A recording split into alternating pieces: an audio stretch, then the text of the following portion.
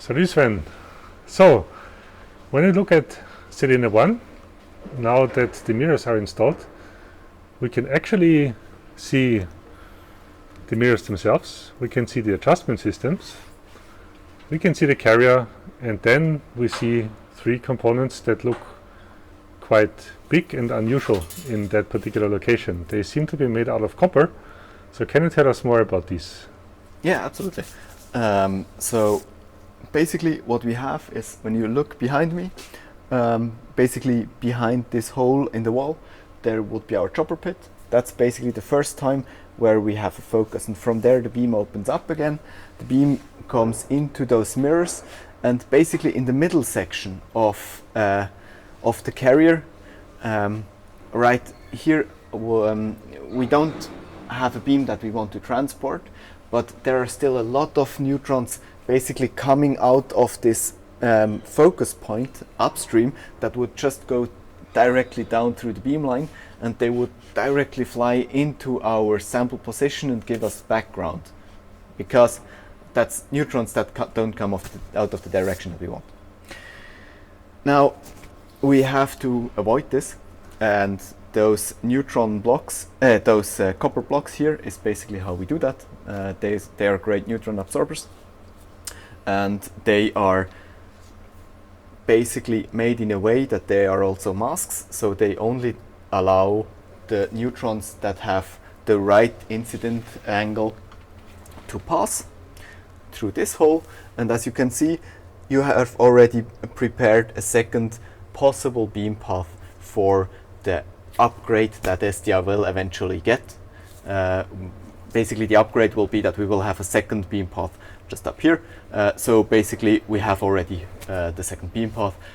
That is no problem, because here we really try to block, it's basically a blunt measure to take, to just reduce the background.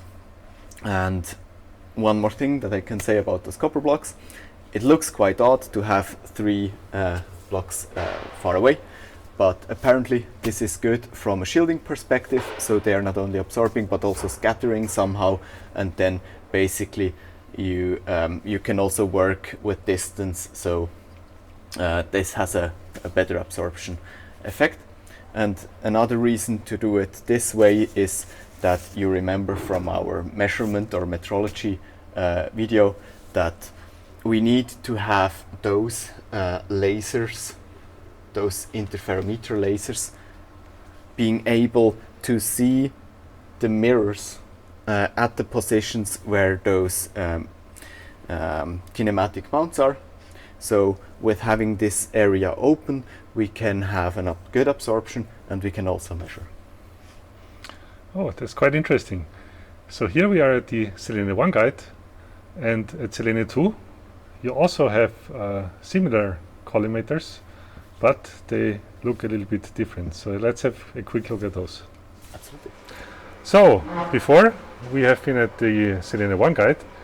This here is the Selene 2 guide.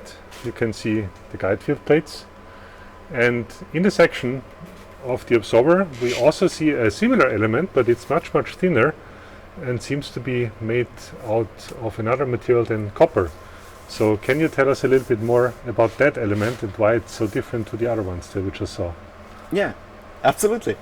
So with the first absorbers, we have basically taken out all the fast neutrons, the higher energy neutrons, and after the first Selene guide we go to a second focus point. There we have a mask around, so we take again a lot of neutrons away that we don't want, and when we arrive here, we arrive with almost the beam that we want to transport then to the sample.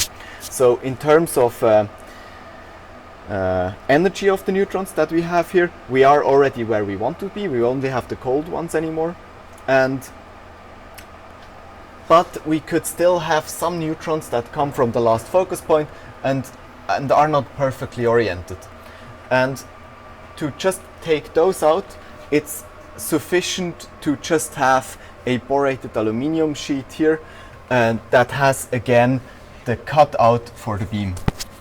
Now here, as we have a little bit lighter material and then easy to machine material, we decided to create a mask that has only the opening for the first beam on the upstream side of this center position of the second Selene guide. And when you have a look at the downstream side, you can see a second mask that has already the full shape to then also take the second beam path that we are going to build as an upgrade for the ESTIA instrument. Which is basically this cutout here that the first one does not have. Yeah? That's right. All right. And with that, you have an overview over how we break line of sight between the sample and the source. Fascinating. Thanks a lot, Sven. Thank you.